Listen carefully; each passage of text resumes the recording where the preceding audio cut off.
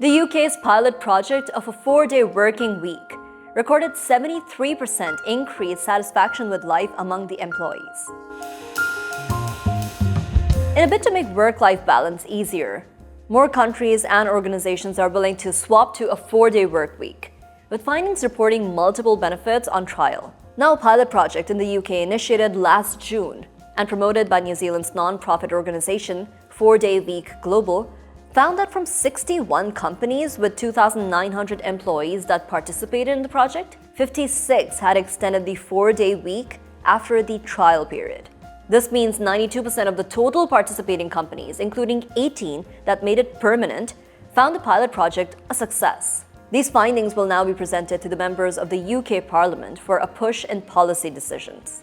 The results really were a resounding success. 73% reported increased satisfaction with life. 71% of the employees reported less burnout.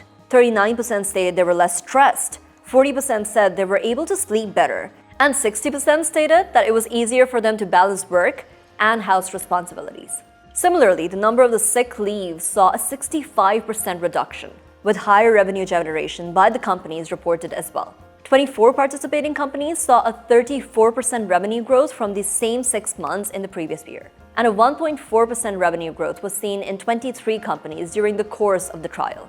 Now, with COVID-19 pandemic-induced lockdowns forcing people to work from home back in 2020 and 21, the post-pandemic world has recognized the significance of a work-life balance. Many companies such as Microsoft and Unilever piloted such programs as well and found similar results. Moreover, many trade unions and governments in countries such as Sweden, Finland, and Germany have started the conversation about reduced weekly working hours for a better quality of life, and hence, more productive employees.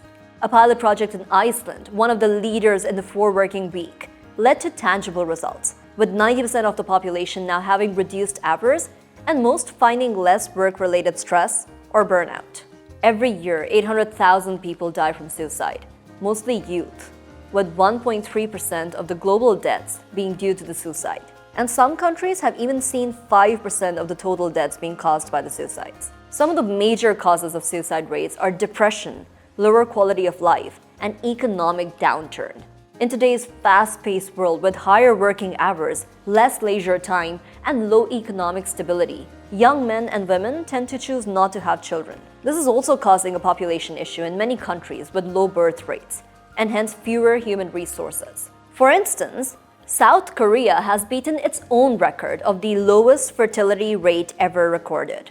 Countries such as China, Finland, Japan, and Australia are not only urging, but paying the couples to have more children.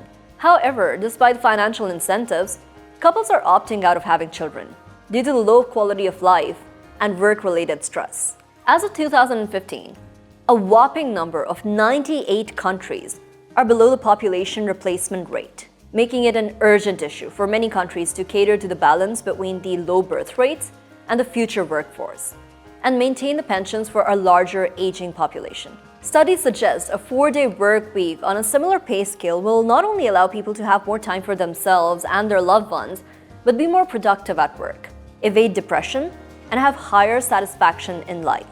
This would allow them the currency of time to be able to ponder upon the decision of having children, and hence may help solve the population problem of many countries. I'm Tayyaba, and this was your Daily Dispatch.